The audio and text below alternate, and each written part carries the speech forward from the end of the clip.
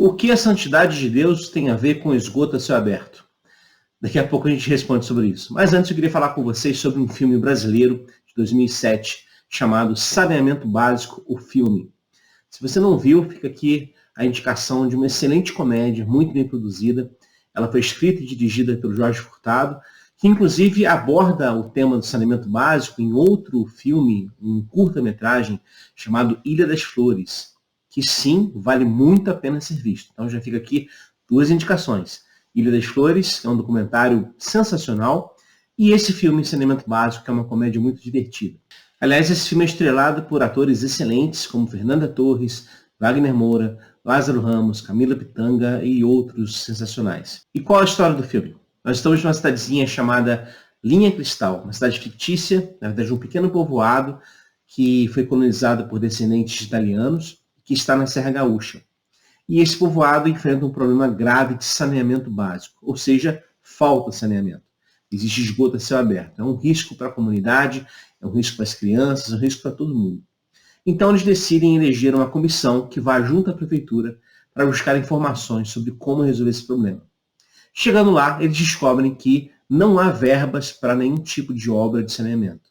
Contudo, a secretária da prefeitura diz que existe uma verba de cerca de R$10 mil destinada à produção de um filme, uma verba que foi dada pelo governo federal e que, se não for utilizada, eles vão retirar essa verba. Então eles decidem, obviamente, utilizar essa verba do filme para fazer um filme sobre a construção da fossa, ou seja, o saneamento básico que precisam. Só que tem um problema. Esse recurso tem um edital que diz que é preciso que exista um roteiro próprio e também que seja um filme de ficção. E é aí que reside o grande charme dessa história do filme, porque eles precisam criar uma história de ficção, então eles criam uma criatura, um monstro que vive na fossa e que ataca as pessoas. Só que a precariedade da produção, o desconhecimento sobre a utilização de recursos de gravação, de edição, a falta de profissionalismo, evidentemente, dos atores, que não são atores, na verdade são pessoas da própria comunidade escalados ali para fazer personagens, isso tudo vai se revelando em cenas muito engraçadas, como essa cena, por exemplo. Olha quem vem lá. Quem? A Silene. Que Silene? A Silene Seagal. Ah, bom dia, Silene. Bom dia. Aonde vai tão bonita a esta hora? A minha festa de formatura. Que vestido bonito. Foi sua mãe que fez? Não, comprei na Só Lindezas. Ah. Tchau, não posso me atrasar. Tchau, Silene Seagal. Não, peraí.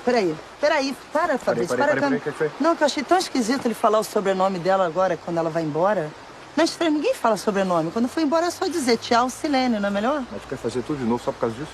Não, a gente volta a fita, cadê? Mas peraí, eu achei aquela coisa dela dizer o nome da loja um pouco falsa. Por que ela diria isso pra eles? Tem que dizer o nome da loja. Ah, não pode mostrar? Você quer mostrar a loja, Silene? Olha quem vem lá. Quem? A Silene. Que Silene? A Silene Seagal. Ah, bom dia, Silene. Bom dia. Aonde vai tão bonita a esta hora? A minha festa de formatura. Vestido novo. Como você sabe? Está com a etiqueta.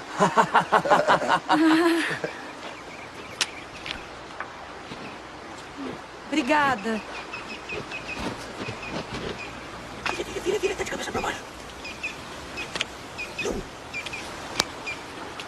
Tchau, não posso me atrasar. Tchau, Silene Seagal. Então, se por um lado o filme vai se construindo dessa forma, meio confusa, por outro lado ele revela também o próprio charme dessas produções independentes. Eu creio que quem trabalha ou trabalhou com produções independentes de filmes, certamente se identificou em algum momento com essa história. Porque a fragilidade dos roteiros, a fragilidade das gravações, das locações, a dificuldade que eles têm mesmo de ir elaborando a história em si, tudo isso mostra essa dificuldade que eles têm para fazer o filme. Mas eles insistem, porque afinal de contas, o que está em jogo ali é a construção da fossa, é a construção do saneamento básico daquele espaço, daquela cidade. E o filme tem uma mensagem ecológica, eles associam a criatura exatamente ao problema de poluição causado pelo ser humano. Quem fala sobre isso, aliás, de forma improvisada, de forma muito legal, é o pai da personagem Marina, que é o seu Otaviano, que improvisa uma cena e fala sobre a criatura. Vai! Atenção, atenção, gravando. Dr. Vitor Hugo, o senhor, um cientista famoso, tem uma explicação para o surgimento desse monstro? Os venenos, os dejetos, os detritos jogados no rio devem ter provocado uma mutação genética em algum animal. Isso pode nos servir de alerta para a necessidade de respeitarmos a natureza.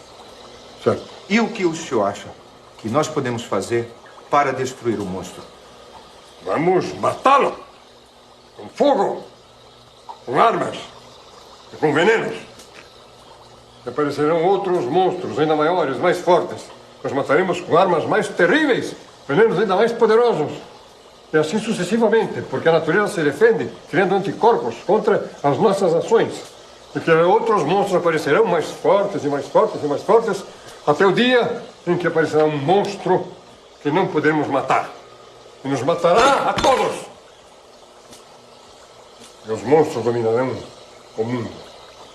A natureza estará livre do homem, o que será um alívio. Quando o homem respira, a natureza treme. Treme. Ótimo, papai. Eu posso fazer de novo? O senhor falou muito. Quanto deu, Fabrício? Eu posso fazer melhor. Eu compro a fita. 1 minuto e 2. É só preço de uma cadeira. Mas então ainda faltam 4 minutos? Eles vão desenvolvendo o filme, então, aos poucos. São 10 minutos de filme.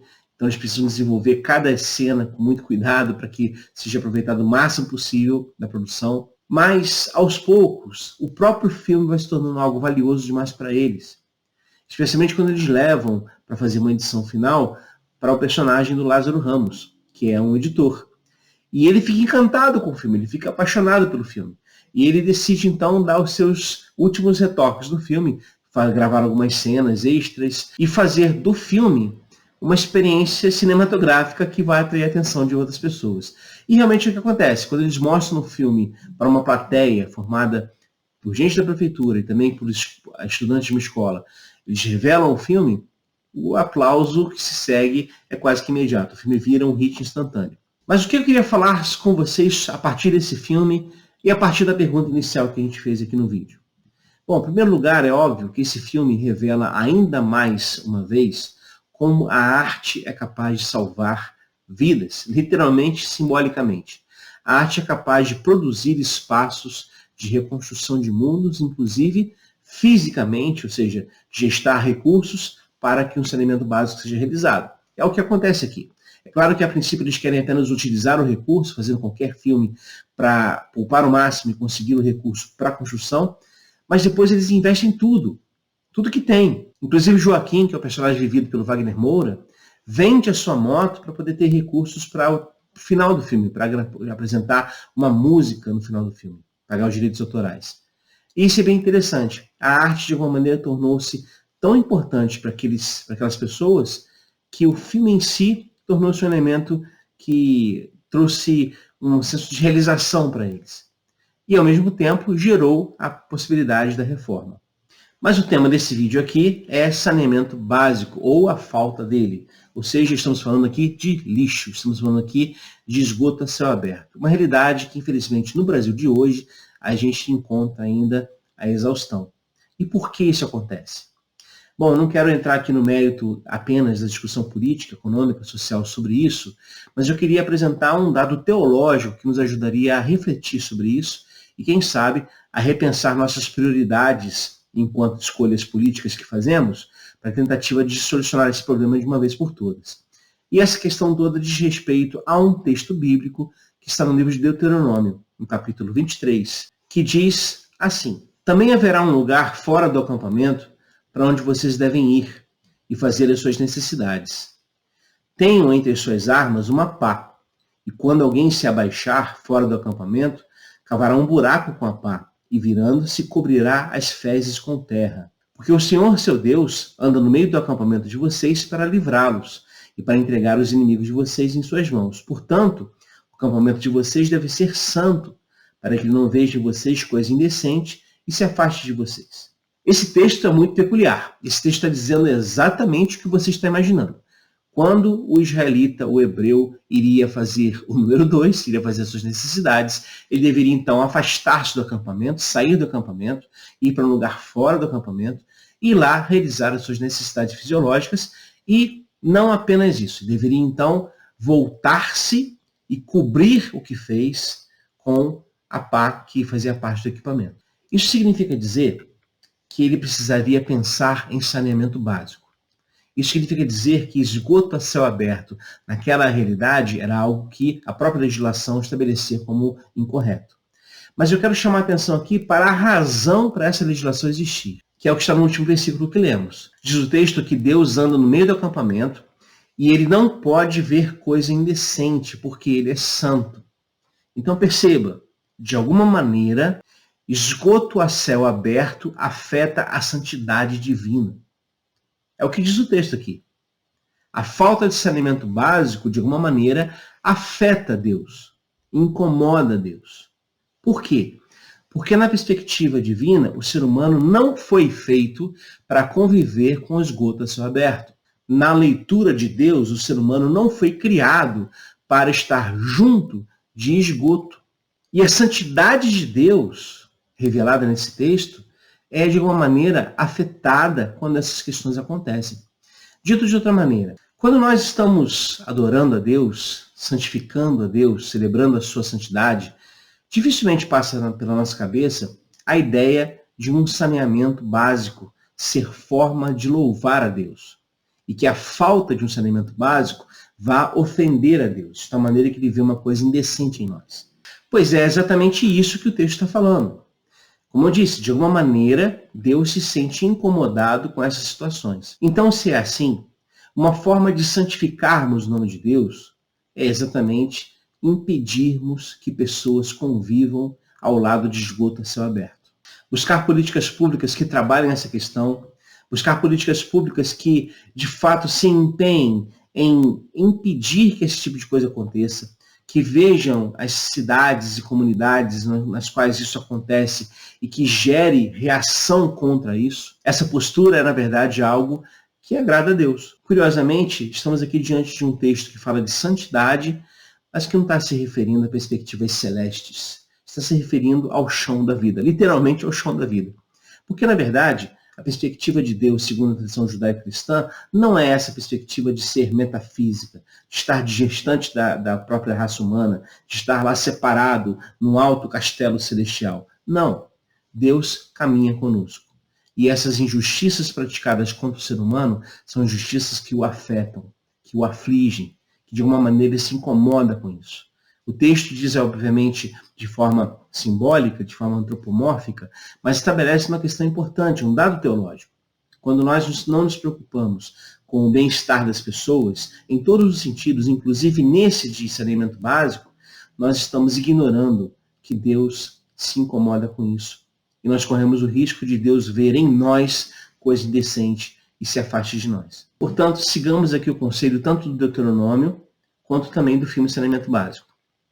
É importante cobrir o esgoto. É importante impedir que pessoas vivam junto a esgoto a céu aberto. É importante que o saneamento básico seja feito. Porque isso, de alguma maneira, nos ajuda a sermos mais humanos e sermos mais próximos do próprio Deus. Aliás, uma palavra final. Quando você estiver pensando em políticas públicas e estiver pensando também em representantes políticos, não vote em quem usa o nome de Deus. Vote em quem usa políticas públicas. Vote em quem tem propostas de políticas públicas para serem feitas.